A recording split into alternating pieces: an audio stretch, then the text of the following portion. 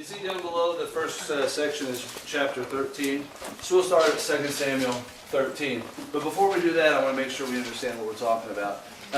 Last week, we started, I guess, the rough section of David's life. At the beginning of his life, those first 6 or 7 lessons, the first 20 or 30 chapters of the Bible of David, it's all good stuff. I mean, you got a boy who his family's kind of against him. You got a boy who gets attacked by a bear and a lion. You get a boy who stands up for his God, who becomes maybe the best friend history's ever seen. He's a good husband. He's a good father. He's a good king. He's a good man. And we're just up here saying, David, David, David, David, be like David. So then last week we had to kind of open up the wound and see that underneath it's not all beautiful.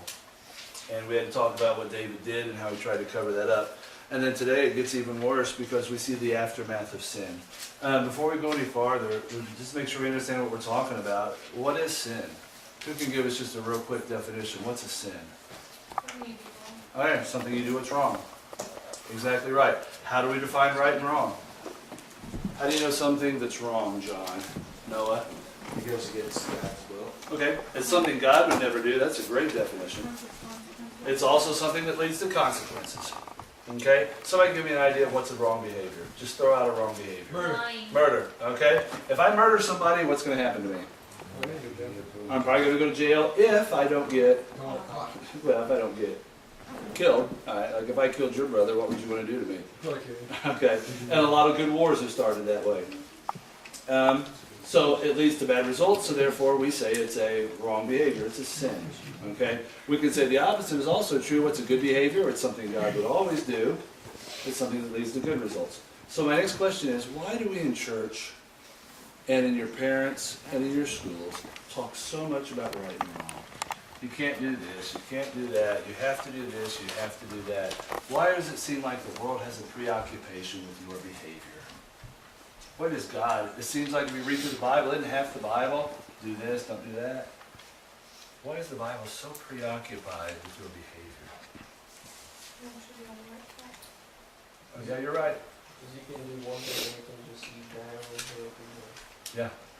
Yeah. The God who's in heaven, who created you, who loves you as much as a father loves his child, or even more, has seen how many people since he created Adam and Eve? Yeah, they say there's 6 billion on the planet right now. How many have lived before us? Trillions. And trillions of people. Do you think God has learned something over time? That perhaps if you do this, you're going to go to self-destruction. If you do that, you're going to be happy. So as the Father who loves you, what does he tell you to do? Do the good things. Don't do the bad things. Because he loves you. What do we remember about sin? That's my next question. Genesis 3. What do you guys remember? We studied that last semester. The very first sin. What did Adam and Eve do right after they sinned? What was their initial response? What's that? Yeah, when they ate from the wrong tree, what was their response to sin? Yeah, they denied, they lied, they lied. But what was the very first thing they did? Went to find clothes. What's that? Went to find clothes. Went to find gold stuff? No, clothes. Oh, clothes. Yeah, they made clothes because they were ashamed. Yeah, the very first thing they did. It says they used to walk with God every evening. It said in the cool of the evening they would walk with God. And then they did what, Noah? They hid from him. They hid from God. You know why? Sin separates you from God. Is that because God runs from you? God says, oh, I'm so ashamed of Kia because of what she's done. I'm never going to hang out with Kia anymore. No, it's because when Kia sins, she wants to not hang out with God. The devil's pretty smart, isn't he? How many people has he seen since Adam and Eve? God knows, the devil knows what God knows. What will separate you from your God is not that that God wants to get rid of you, but that you want to get away from God when you sin. So that's just really the battle of life. Genesis chapter 4, the second sin, Cain and Abel. What happens between Cain and Abel? Why is there anger between them? Yes? Because Cain didn't have the better sacrifice or anything. Yeah. And God didn't really approve of his sacrifice. Exactly right. He got angry because God liked Abel's sacrifice more. And because of his anger, God said, you know what, you need to forget it. You need to stop sinning, so then you'll stop being angry. And remember he said, sin is crouching at your door. And I love that word illustration. So what did Cain do? Because of his sin, because of his anger, he did what? kill his brother. Yeah, he killed his brother. Ended his brother's life, changed his forever. What sin does is it separates us from God, it separates us from people. So that's the answer, I guess, to the next one.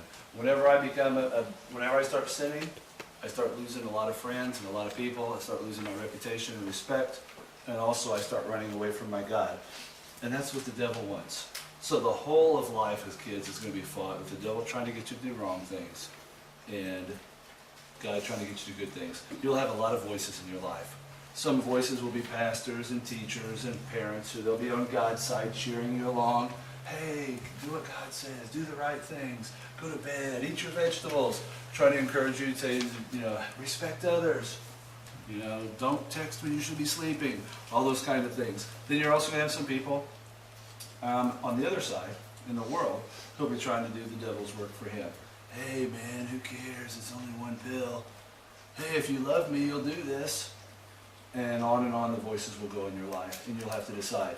What we learned from David, unfortunately, is that in one day, you can destroy your life. And that's the sad, unfortunate truth. So why does the Bible talk so much about sin? I guess I kind of answered that one already.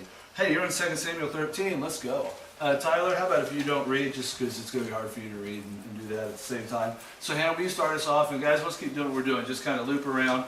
The verses are marked for you on your paper to make it easy. We're going to go 1 to 15 and then skip ahead because I don't like those verses, and then go 20 to 22. And then we're going to talk about it. So would you please? In the course of time, Amnon, son of David, fell in love with Tamar, the beautiful sister of Absalom, son of David. Amnon became so obsessed with his sister Tamar that he made himself ill. She was a virgin, and it seemed impossible for him to do anything to her. Now Amnon had an advisor named Jonadab, I guess. son of Shimei, David's brother. Jonadab was a very shrewd man. He asked Absalom, why do you, the king's son, look so haggard morning after morning? Won't you tell me? Amnon said to him, I'm in love with Tamar, my brother Absalom's sister. Go to bed and pretend to be ill, Jonadab said. When your father comes to see you, say to him, I would like my sister Tamar to come and give me something to eat. Let her prepare the food in my sight so I may watch her and then eat from her hand. So Amnon lay down and pretended to be ill. When the king came to see him, Amnon said to him, I would like my sister Tamar to come and make some special bread in my sight, so I may eat from her hand. David went to Tamar at the palace. Go to the house of your brother Amnon and prepare some food for him. So Tamar went to the house of her brother Amnon, who was lying down. She took some dough, made the bread on the side and dipped it. Then she took the pan and served him the bread, but he refused to eat it. Send everyone out of here, Amnon said, so everyone left him. Then Amnon said to Tamar, bring the food here into my bedroom, and so may I eat from your hand. And Tamar took the bread she had prepared and brought it to her brother Amnon in his bedroom. But when she took it to him to eat, he grabbed her and said, come to bed with me, my sister. Don't, my brother, she said to him, don't force me. Such a thing should not be done in Israel. Don't do this wicked thing. What about me? Where could I get rid of my disgrace? And what about you? You would be like one of the wicked fools in Israel. Please speak to the king. He will not keep me from getting married to you. But he refused to listen to her since he was stronger than she. He raped her. Then Amnon hated her with intense hatred. In fact, he hated her more than he had loved her. Amnon said to her, get up and get out. And let's go ahead and finish the story, 20 through 22. The brother Absalom said to her, has that Amnon, your brother, been with you? Be quiet now, my sister. He's your brother. Don't take this thing to heart. And Tamar lived in her brother Absalom's house as When King David heard all this, he was furious. Absalom never said a word to Amnon, either good or bad. He hated Amnon because he had disgraced his sister Tamar. Okay, this perfect home that we had seen, this perfect man had created, David, is obviously perfect no more. Basically what happens, Absalom's his oldest son, so when David dies, who will become king? Absalom. David has a ton of sons and daughters. Do you guys know why? I guess we should have said this before. He has more than just one wife. He has a flock of wives. As well, he has a thing called a concubine. He had a thing called a harem, in which the concubines were basically like women slaves that anytime the king wanted them, he could have them. So he's got a ton of women at his disposal, so he's got a ton of kids. So when it says there may be times that, he barely knows, a brother would barely know his own brother because there'd be so many of them raised by different women in different parts of the palace. In any case, Absalom's the chief. He's the oldest. He's the first one of Michal, which is actually King Saul's daughter. That was that wife. Anyway, so what happens in his house? His stepbrother rapes his true sister. Okay? What does David do?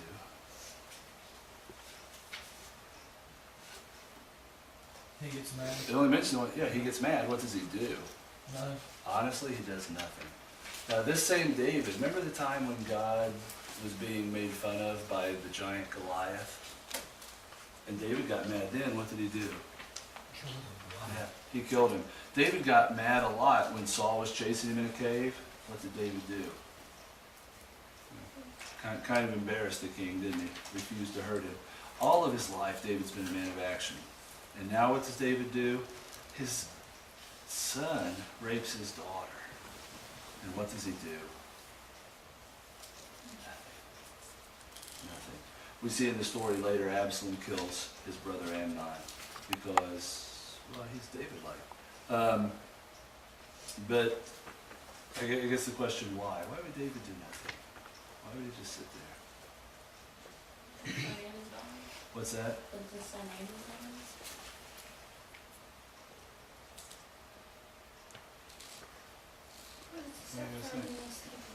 I'm not sure I have an answer. I'm just asking questions. What's that? Because it's his stepson, so he wants to stay with. Well, but to him, they're all children. Right, but like, what would you do if you took the side of the sister, then they would be off before and Well, I know what David would have done 20 years before.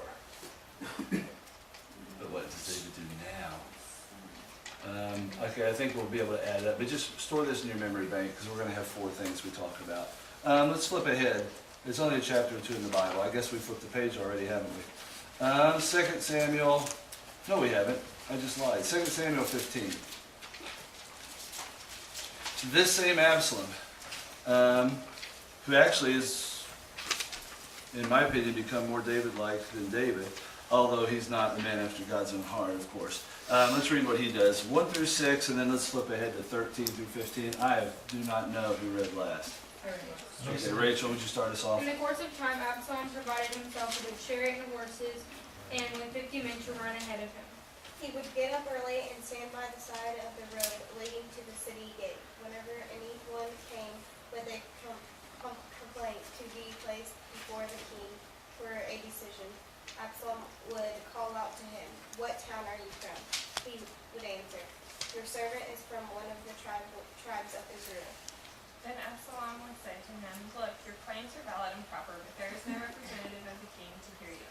And Absalom would add, "If only I were appointed judge in the land, and everyone who has a complaint or case could come to me, and I would say that he gives justice."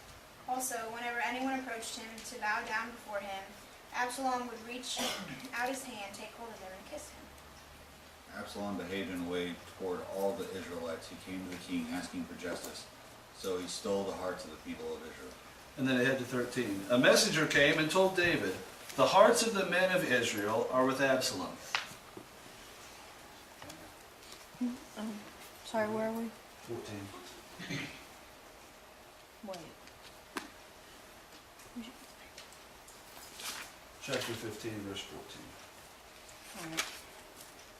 Then David said to all his officials who were with him in Jerusalem, "Come, we must flee, or none of us will escape from Absalom."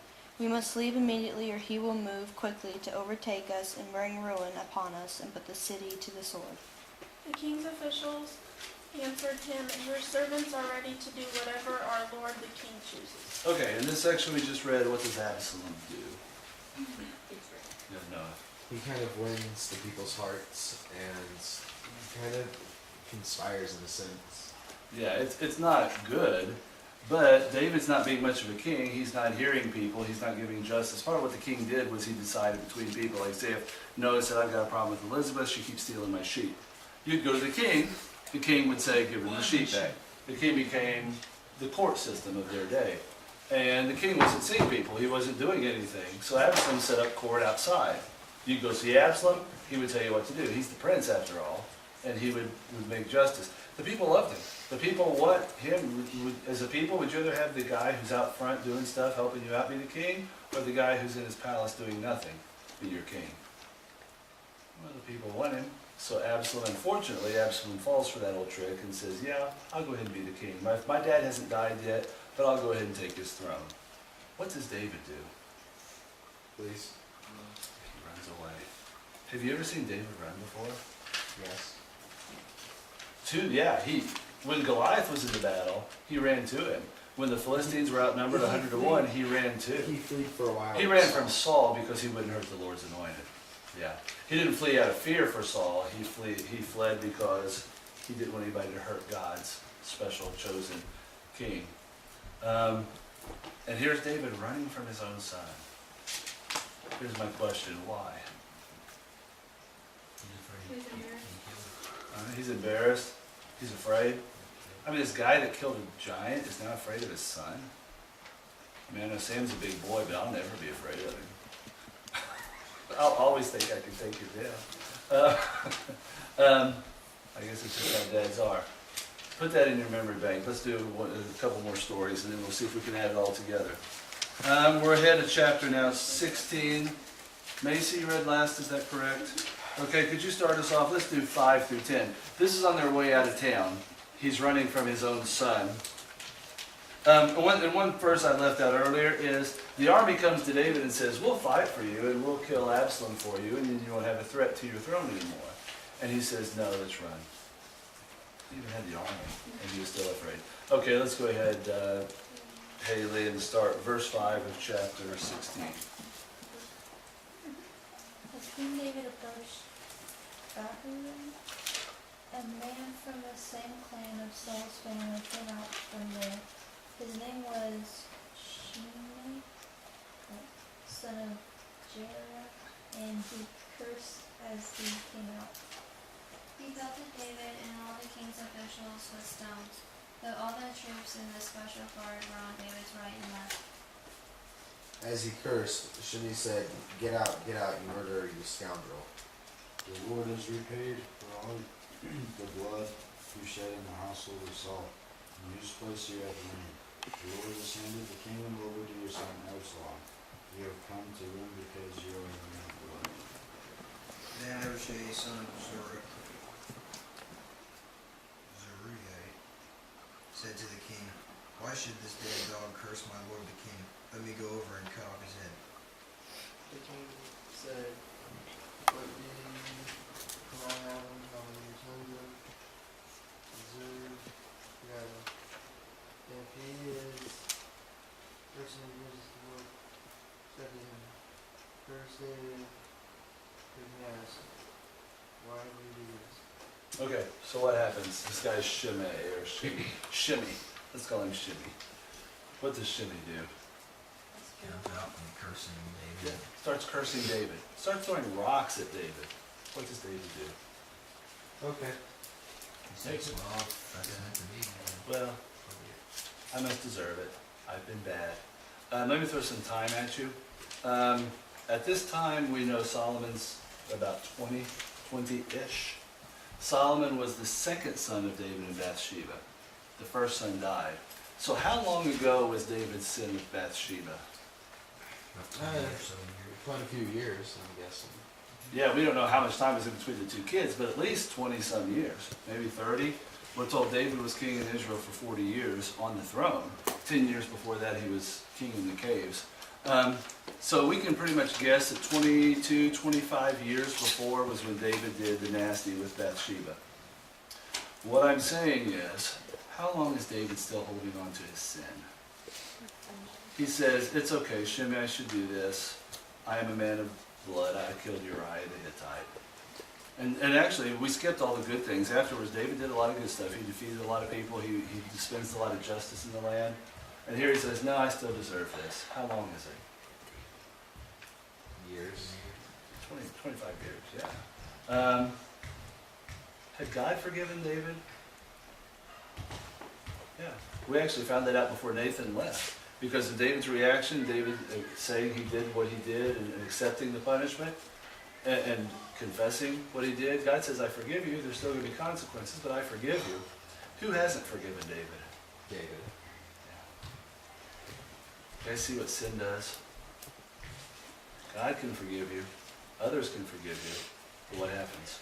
You can't forgive yourself. Yeah. Here he is 25 years later.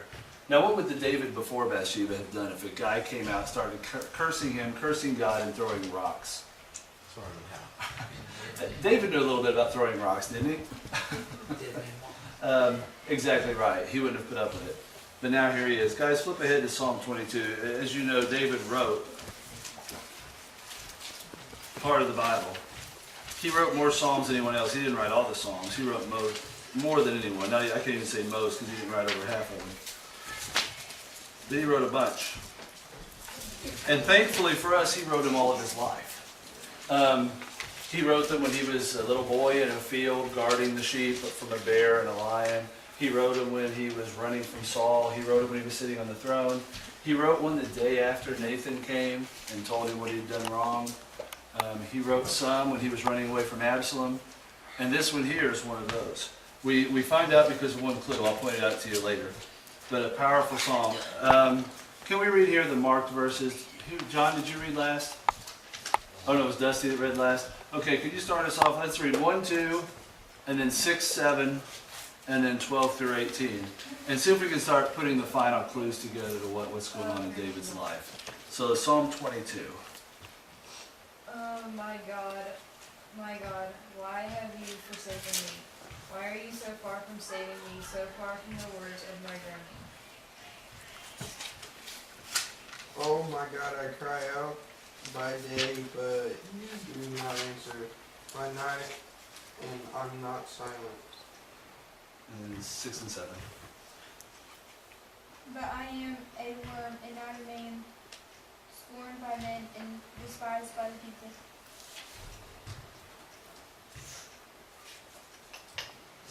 7. So, which was all 22. 22. All who seek me mock me. They hurl insults, shaking their heads. This is 12 through 18 then. Many wolves surround me, stronghold of Babylon encircle me. Roaring lions tearing their prey open. Roaring lions tearing their prey open their mouths wide against me. I am poured out like water, and all my bones are out of joint. My heart has turned to wax, and it has melted away within me. My strength is dried up like a potsherd. My tongue sticks to the roof of my mouth, to lay me in the dust of death. Dogs have surrounded me, a band of evil men has encircled me. They have pierced my hands by my feet and feet. I can count all my bones, people staring below over me. They divide my garment among them, they cast lots for my clothing. I know I taught this to you guys some time ago in a different context, but let's look at it for what it is. The reason I say I'm pretty sure it's when Absalom's attacking him, we're not told that. Verse 12, he talks about the strongholds of Bashan. When Absalom kills his brother Amnon because he loved his sister Tamar and the king would do nothing, he was afraid David would win because he killed a prince. So he runs to the king of Bashan for safety. Bashan was an enemy of Israel at that time. So he thought David wouldn't, even with the big army, couldn't get to me now. For 2 years he lives with the king of Bashan until David says, you're safe, come home. And when he comes back, he brings some of his friends that he had made in Bashan.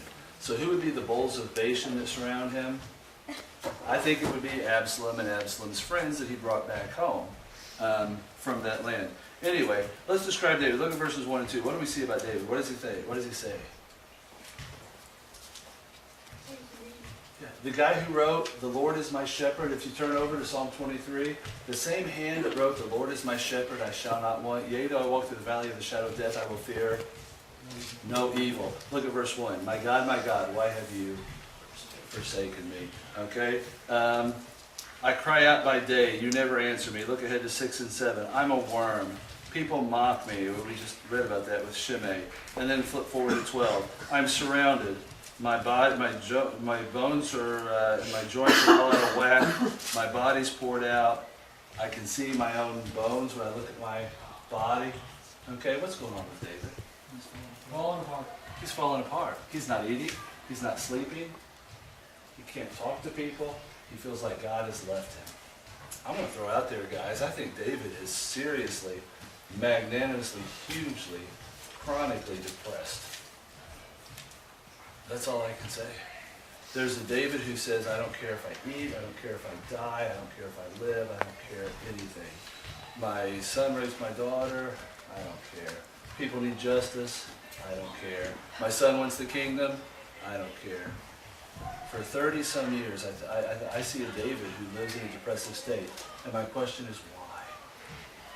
Why this king who could kill a lion and a bear as a teenager, could kill a Goliath, and could run one of the most largest, most prosperous nations in the world, why is he now sitting there saying, I don't care?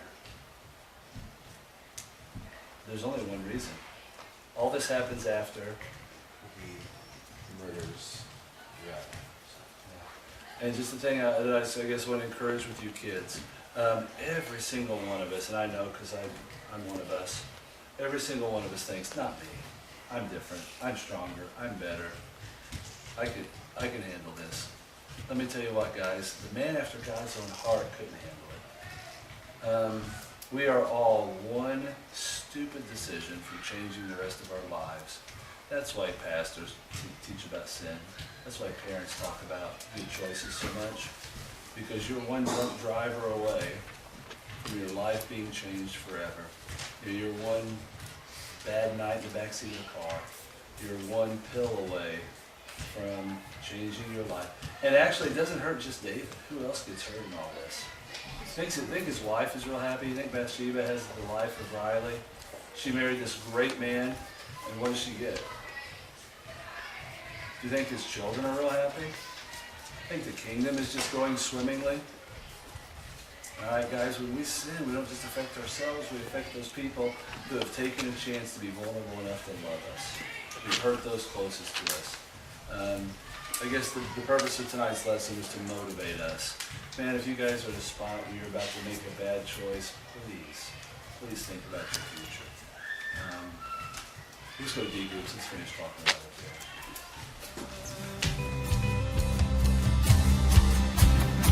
I wanna